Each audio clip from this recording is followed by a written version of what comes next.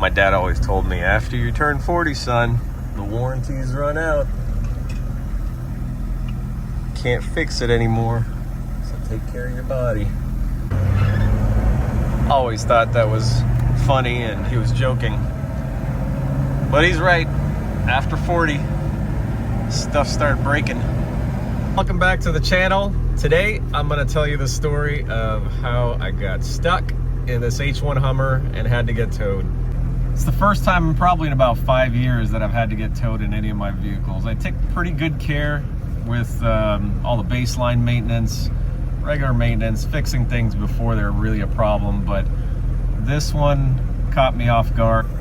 But with all the maintenance that I've done on this H1 Hummer, one of the things I did was relocate the PMD, also sometimes called an FSD, fuel system driver, pump mounted driver. On these 6.5 diesels, heat becomes an issue with where they're located. They're located right in the valley of the engine and mounted on the high pressure diesel pump. And after some heat cycles, sometimes they'll fail. And what you do is mount them remotely on a heat sink, usually a big aluminum heat sink. And you'll have an extension harness that goes out to it, and you'll put it somewhere that is not in the middle of the engine with all the heat. So this truck had the factory original one on the pump. I got a brand new PMD with the heatsink and extension cable kit from one of the reputable Hummer dealers that sells a lot of the parts for them. Mounted remotely near the batteries, and new PMD in a good location, no heat, but it failed on me. But it was no fun, and I had to get towed. So here's the story and the fix, in case you run into the same problem. And by carrying some spare parts, specifically a spare PMD with the resistor installed, you might be able to avoid getting stuck like I did. Well, boys, I'm on a tow truck. He's loading it up right now. The PMD died. I had an extra PMD in the truck. I took it out last week to do some cleaning, and the PMD died. There's the beast.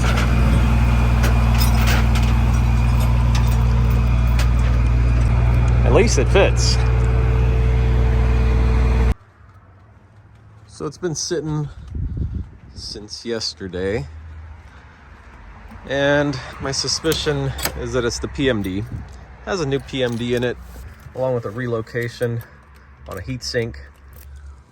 So what happened yesterday, as I was driving, we were going to a friend's baby shower, had the kids in the car, and it completely died on me. So it died, tried to restart it, wouldn't restart. Went and checked the PMD, wiggled around the connectors on both ends at the diesel injection pump in the middle, where the connector is, and then also where the PMD is relocated. And gave it maybe 15 minutes just to cool off with air. I didn't have a bottle of water or anything to pour onto the PMD to cool it down quickly. Didn't start, called the tow truck, got towed home. We had a lot of other things going on, so I just left it overnight. So now, if I turn the key and I start it and it starts, I haven't started it yet, then 99% sure it's the PMD that's at fault. But let's see if it starts. If it does, it's the PMD. I've got 2 spare ones in the garage. One of them is an actual Standardine brand that I was going to replace this with anyway. And I just ordered a much, much bigger heatsink. Let's give it a shot. All right, wait for the glow plugs to warm up. There we go. All right, I'm pretty convinced it's the PMD. Let's get to work on getting that thing replaced. So at this point, let me see if it'll get some gas. Yeah. So at this point, it's running. No codes, no check engine light. So yeah. Always have a spare PMD with you. And you know what the funny thing is? I always had one in the truck, and I had been cleaning out the truck a few days before, last week, and I took everything out of here, put it in the garage on the shelf, and I never put the PMD back in the truck. If I had that darn thing, I would have saved myself $300 for the towing and the hassle getting stuck on the side of the road with the kids in the car. That was a pain in the butt. Luckily, the kids were pretty good about it.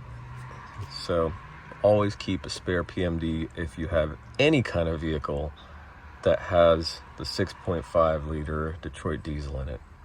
Anything from like the mid 90s all the way into the mid 2000s that's running that 6.5 liter, if it's a tractor, if it's a commercial truck, if it's a Hummer, if it's a Chevy, it's a GMC, whatever is running that motor, they all use that PMD and they all fail eventually. Sometimes they'll get lucky and they run forever, and sometimes they'll run for 3-4 months and they die. So, lesson learned. Don't be an idiot. I've got the previous diesel injection pump that has the Stanadyne PMD still on there. It's mounted right there. I'm gonna unbolt it, get it cleaned up, and throw that on the truck. Hopefully we should be good to go. All right, all cleaned up. Got all the dirt and stuff off of it. And wiped it down with some denatured alcohol. Get any grease and things off of this surface, which is essentially your heat sink. This surface needs to make good contact with whatever you're attaching it to as a heat sink so that it can dissipate the heat as it heats up under load. So let's get it attached to the truck and pull the old one off. Here's the old one and its temporary location. I think personally, this is about the size heatsink most people use, but personally I think this is too small. I ordered a really big one that's 15 inches long. This is probably, what is that, 3 inches long? I ordered a really big one that is gonna be gigantic. I gotta figure out how to mount it, but it's gonna sit somewhere right here. Gotta come up with some brackets. In the meantime, let's get this thing off and we'll get the new one on. So here it is taken off. You can see slightly different style. On the bottom, has these plastic caps over those two gizmos that sit on the bottom, and then it has a much larger surface area for the heatsink material, this metal base plate here. And here's the visual side by side, the old style versus the new style. So these are supposed to be better with the heat, but this one failed. So you can tell it's a little bit thicker there, and then this side's even thicker. I don't know what that means on the inside. I'm assuming some sort of different build on the inside that requires the extra size. And if you look at the back, that's the difference there. And if you look at them this way, they're actually the same size because they've got to fit that same footprint to mount onto the pump. And then the connectors are the same. If you've ever replaced one of these, you know you have a resistor. The resistor is inside there. See that yellow thing? That's the resistor. So we've got to pull that out and put it in here. Then we can get this mounted, plugged in, and we should be good to go. Now I've got that resistor swapped over into the other PMD. If you ever need to get one of these resistors out of the PMD, there's the easiest way to do it is to get a pick that's this shape, and there's a hole in the corners right there. You see that one? And one right there. And just use your pick and gently grab that hole. And I usually point my pick this direction, so I'm kind of pointing towards the middle of the board, and gently pry up here, and then this side, and back and forth until it kind of lets loose, and then it'll pull up. And then you want to make sure that you place it into your new PMD, your replacement PMD, in the same direction. If you do carry a spare PMD in your truck, which you should with one of these 6.5 turbo diesels, also make sure you've got the resistor pre-installed in there and ready to go. So let's get this guy on the truck. got that PMD on there. If you have a small torque wrench, you want to torque these down to 25 inch-pounds. I think they say somewhere between 20 to 25 inch-pounds, but you want even pressure across the 4 of them so that it's being held with maximum contact surface between this and the heat transfer pad and your heat sink to dissipate as much heat as possible. And also you don't want to over torque it because you're going to damage the housing. So 20 to 25 inch-pounds, I put them at 25 inch-pounds in this case. Got it all plugged in. I'm gonna leave it there. It's a little temporary jacked up position, and go for a test drive and make sure everything works, doesn't die, hesitate, anything like that. And in a couple days, when the new gigantic heatsink arrives along with the new PMD, I'll go ahead and clean up the rest of this harness, find a permanent mounting location for this thing along with the new giant heatsink and the new PMD. Let's get this buckled up and we'll take it for a test drive.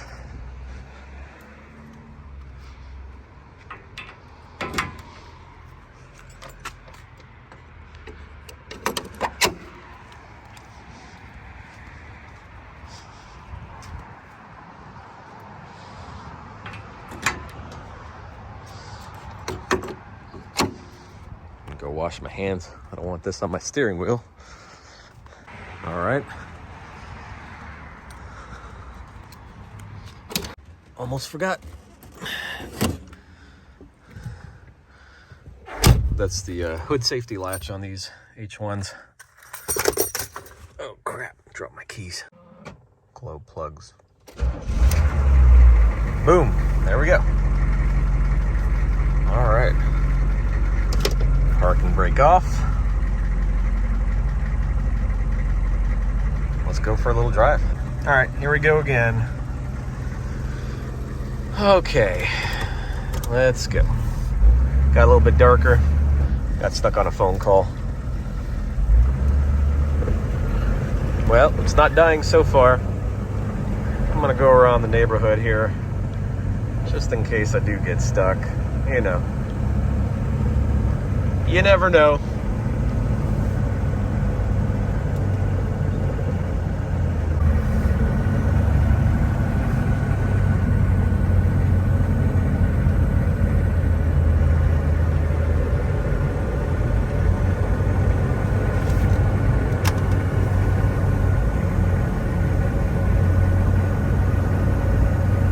Turn the lights on so I can see my gauges. My old man eyes don't really see well in the dark anymore. I say old man, I'm only 43, but I feel like I'm 63.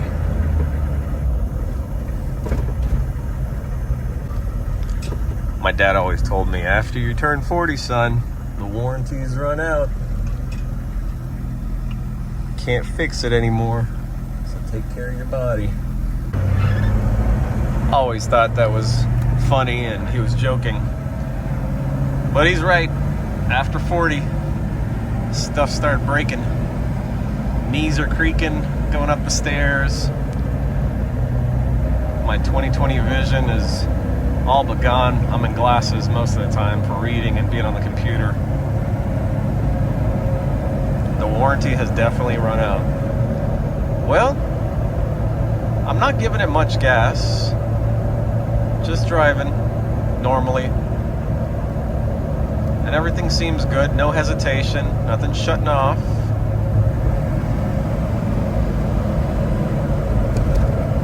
I'm not losing throttle or anything like that.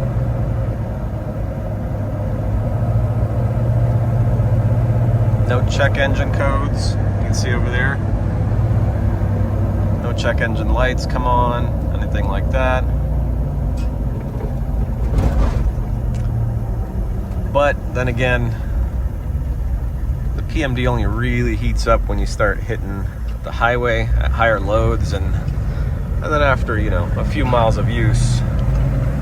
So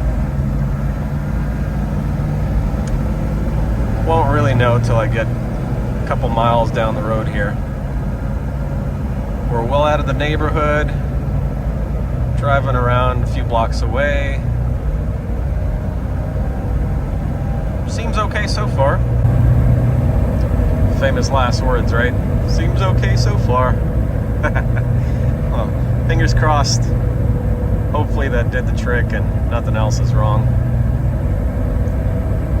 I still say 99% chance it was just the PMD and nothing else, but we'll see. I'm gonna put a couple miles on it here, let everything warm up. I've been driving for a while. So far, everything's good. I think I'm about 10 minutes into it. Got on the highway, took some of the side roads, got up to 65, 70 miles an hour, went from a stop up a hill, put a little bit of load on it at full throttle. So far, so good. I think that did it. Now, I had a spare PMD sitting in the garage, 2 of them actually, so it was an easy thing for me to swap out. But if you run into the same issue and you don't have an extra PMD on hand, you want to do some more troubleshooting, you want to check the optical sensor, you want to check the crank sensor, and just follow the procedures in the factory service manual. There's some steps you can go through and confirm, voltage and ground in the right places, check your fuses, stuff like that. Check your lift pump, make sure it's functioning, all those good things. But in this case, PMD went bad, replaced it. We're back to being fine and operational. Lesson we learned here, boys and girls: PMDs fail. Have an extra one in the truck so you don't get stranded like me. In the meantime, I'm glad this thing's back to running correctly again.